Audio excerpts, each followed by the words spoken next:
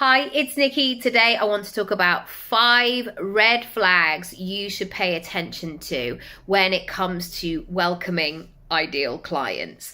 This is not a negative video. This is not to scare you, but instead to empower you, to encourage you just to really hold your own here and work with the people that you want to work with. And in doing that, you will get a better result and your business will grow and you'll be everything you want to be. Everybody wins. Everybody wins. Okay. Number 1. I mean, this is a pre-number 1, really. Your body's going to tell you so much. And so I want you to pay attention to that. If something feels a bit off, if something, like I remember in the beginning, that thing, and I don't really work with a lot of men, but sometimes it would be just like, we should really go and have a glass of wine and like do this over wine for the discovery call. And I would always be like, no thanks. That feels like a boundary that I have in place. No, that's if you want to do it over Zoom, fine, but they never did. You know. Anyway, your body will tell you lots of things. Your instinct, pay attention to it all. It's trying to tell you something.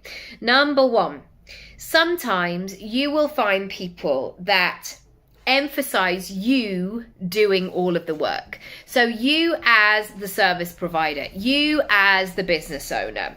And yes, of course, we have to take our own responsibility. There's no point selling something and be like, yeah, good luck. You have to do it all by yourself now. You have to deliver what you say you're going to deliver. But there has to be an exchange of energy here. And both people have to take responsibility in their part.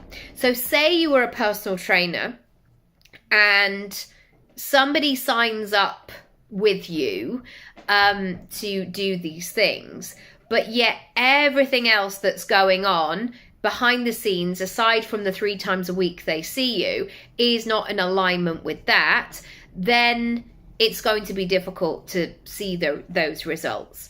Likewise, if you want to learn the piano and you have a 20-minute lesson every single week, if you don't practice throughout the week and you go back to the beginning every time you see your piano instructor, that it doesn't matter about how good the teacher is. You have to do the practice as well.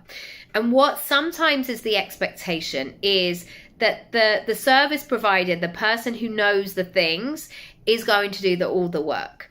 And so you want to attract those clients who are ready and they are going to take responsibility for their own progression. Number 2, you feel like you have to convince them. This is a really weird thing. And sometimes people do it as a little mind game thing. Like, come on then, sell me your services. Tell me why I should work with you. And always I reframe it and I ask more questions, because I am not here to convince. And I mean, if I was a therapist, for example, it would be wrong and ethically incorrect for me to go, well, I really think you need therapy because I'm seeing a lot of weird behaviors right now. I'm seeing a lot of, it feels wrong even saying it, I'm seeing a lot of trauma manifesting into unsightly. No, oh my goodness, I would not do that.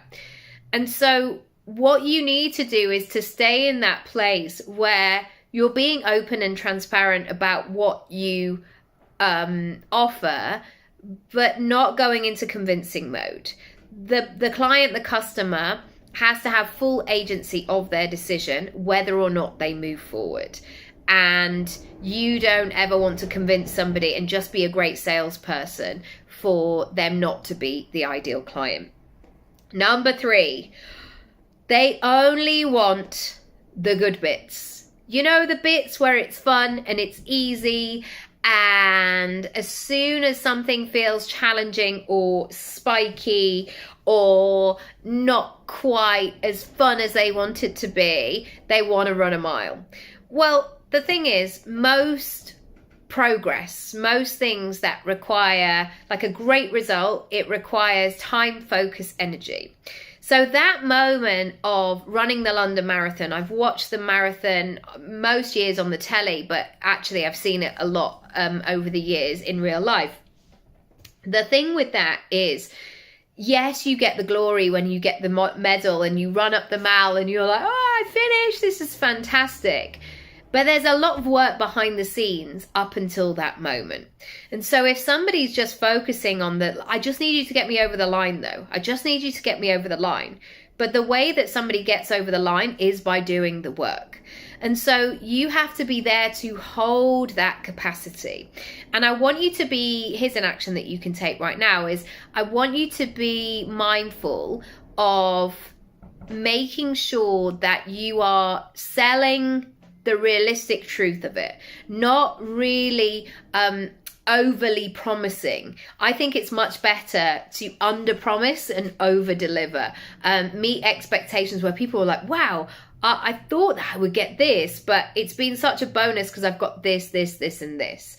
So be mindful of that. Also, you might have met some people like this in relationships, like they're only around when the good stuff is happening. Most of life or lots of life is about all kinds of things as well.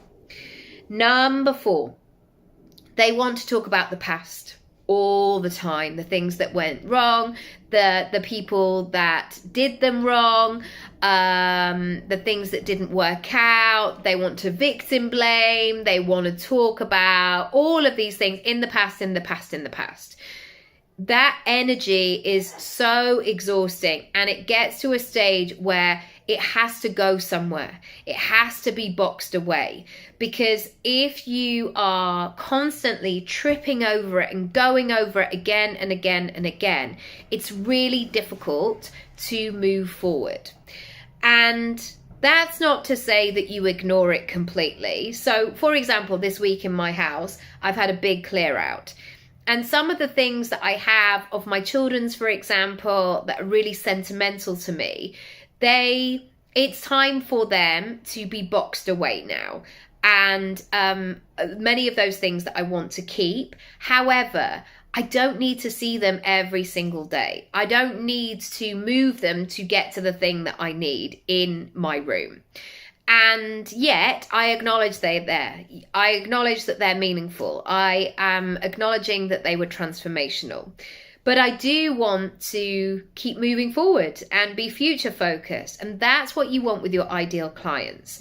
Yes, there might be some people, I guess therapists would be great for this because they can really go into the past and trauma and why things happened and help you unpick it.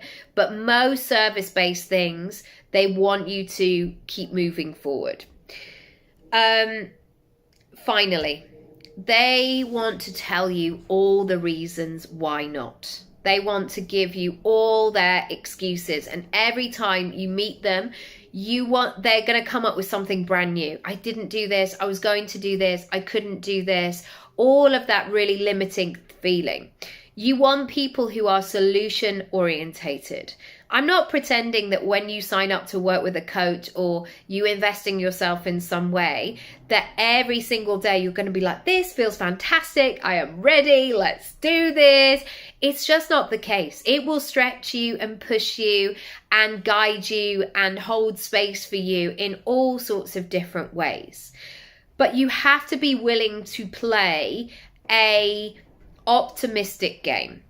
And so if I'm on a discovery call and people are telling me on one hand, I want to do this, but then they've got 10 thoughts of why it will never happen for them, that is not my responsibility to go through all of those things. They need to go away and do those things and then come back and then go from there. I think we have to be really mindful as business owners, service providers who hold that space for people, making sure people are ready to enter the experience. And I'm not saying there's like a scale of like, now you are this sort of person, but you can just have that feeling. You can have that sense of somebody being in that position to be open and go, okay, let's just see. So in terms of next steps, there is a whole module all about ideal clients in your digital disco.